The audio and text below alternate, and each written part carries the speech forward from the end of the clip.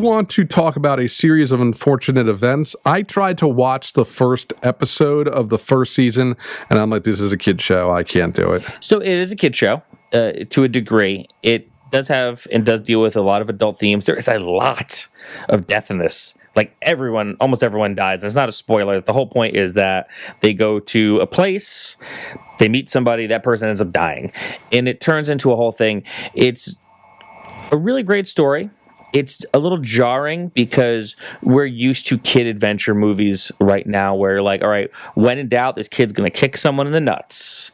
And there's not a single punch thrown in the entire 3 seasons. Like, these kids get by on their smarts and they get by on their skill and they get by because they're clever.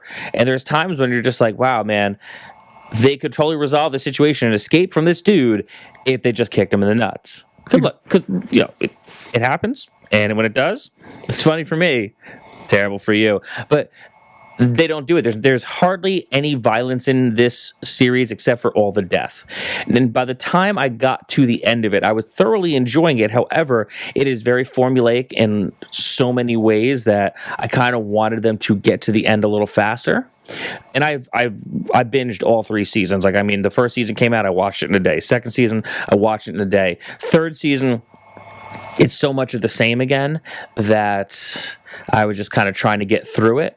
That said, they made, from what I read, some minor and some major changes from the way the book ends, because it's called A Series of Unfortunate Events, so it's not supposed to have a happy ending at all. And they kind of gave it a very minor key happy ending. And the ending came together like so perfectly, it made me appreciate the series as a whole that much more. And it's the kind of thing that when I watch something on Netflix, I just kind of want to just turn my brain off. We say Netflix a lot on this show, I realize. We are not sponsored by Netflix, but send us some gift cards. We'll take them. Netflix. However, so when I watch all my shit on Netflix, I watch a lot of different kinds of things. And in the end of it, I think it's really refreshing that not a single punch was thrown and that these are kids who had to get through on their skill and on their luck and on their cleverness. But man, when in doubt, just kick someone in the nuts.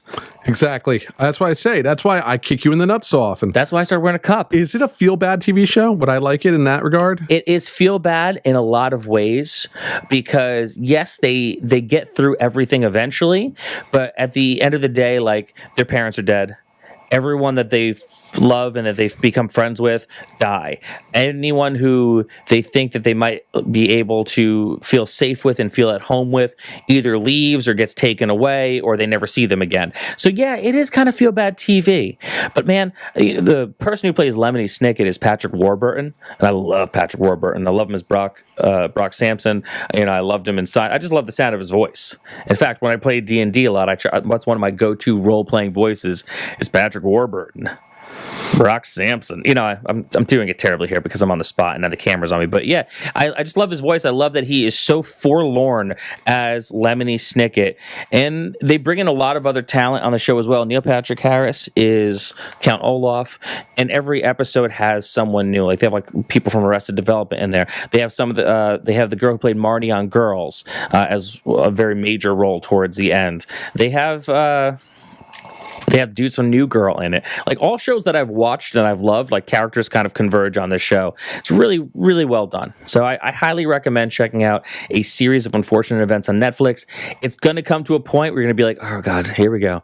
They're caught again. Someone's going to die. Just stick with it because the ending is definitely worth getting to. I've realized that this episode is basically just us talking about the shit that we watched over our holidays. It's how we spent our winter vacation. It's so weird. This should have been called How We Spent Our Winter Vacation. Well, that's the title. Like, there's no... it's so weird. It's so weird. Did I tell you about my obsession with Imagine Dragons? You mentioned it to me, and I'm still kind of trying to wrap my head around it. I think we talked about it in the last episode, but I watched the Mormon movie where the lead singer decided to find out why Mormons hate gays because he's Mormon and he likes gays. And like, that's all I listen to is the Imagine Dragons. I might be like completely like just handing in my punk card. So when you text me the other day and you're like, I'm gonna put you to the test. Can you name my favorite band? And I said Iron Maiden. I should have said Imagine Dragons. No, you probably should have said Bad Religion. But the problem is Iron Maiden could go either way. It's like, depending on the day, it's either Bad Religion or Iron Maiden. So 3-way tie right now. So I didn't give you shit for saying Iron Maiden. It's very possible it could be. You are wearing an Iron Maiden Hawaiian shirt right now. Yes, I am. Thank you. Does Bad Religion have a Hawaiian shirt?